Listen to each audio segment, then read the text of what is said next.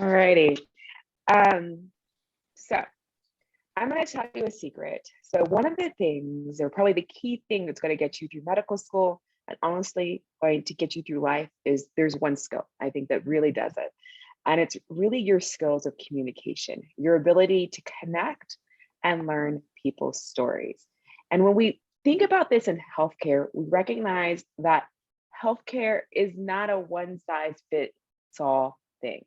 When you think about what I may need in a visit versus one of my patients who's a pediatric, who's a child, or what someone coming from the reservation that Charnel works on needs. Each of us or each person is going to present not only with different physical characteristics, external characteristics, their own personality, they're going to have a different history, a different story, a different culture. And it's really our job as physicians to learn that story, to learn your skills, use your skills, to use your skills as a communicator to learn that story and recognize that an individual's experience is rich, it's diverse, it's complicated. I think about a patient I've had a very complicated patient in the hospital recently, and I had a call from their cardiologist asking whether the mom was kind of checked out or not involved in her care because she hadn't been at the bedside. So as a primary care physician, because I did know this story, I've known this family for a while, I provided the information of, well, I don't know if you realize they got evicted on Monday. So mom's trying to find a house so that she and her other 3 kids can live somewhere when this child comes out of the hospital. And they'd asked, well, why couldn't she bring the medicine as soon as we asked for it? I'm like, well, usually when you move, you pack up all of your belongings, including your medicine. So she didn't have that available. And so where they were making these assumptions that because she didn't jump as soon as they asked for something, that she wasn't doing the thing that was the best for her child's care. I'm like, the flip side of that, I was like, well, usually I would have assumed the hospital had medicine and may have been able to get medicine, but for some reason we needed medicine brought from home.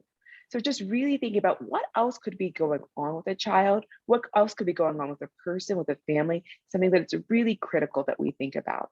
And when you think about what someone needs to lead their healthiest life, we sort of still have textbooks, but we have places that we go and we look for information, and there are algorithms, there's clinical practice guidelines that tell you, well, if this, do this. And I think one thing, at least that I've seen in this pandemic, is that doesn't work. There are going to be different things and different ways that either medicine or even a disease like COVID interacts with a person. And so it's really taking the time to figure out what is going on with the family. Early on in our practice, there was lots of discussions about, well, who should you even test for COVID? Because we had limited availability of COVID tests.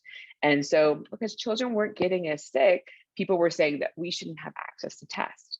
Well, the families I take care of, it's not only that there's a child, but there might be a mom who has who is not immunocompetent. There may be a grandmother in the house. There may be other people who are being put at risk by a child being exposed to COVID. And really knowing what that story is helps us understand what the family needs, what the child needs to lead their healthiest life. And really understanding that experience is going to be key to understanding how we shape their treatment. So when you approach a patient, when you approach a family, I'm a pediatrician, so I always think in family units, you need to understand what their identity is first.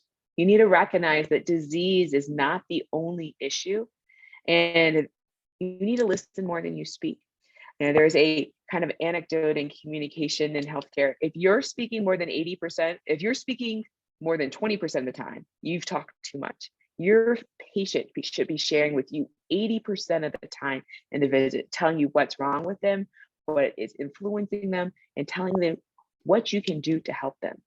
And then when you present in any context, recognize who you are also influences what you're doing. Reflect on your own identity and realize that that may impact not only how you see things, but how you respond to things. And it's our job as providers to really think about that and do our best to make sure that a patient, a family gets the healthcare they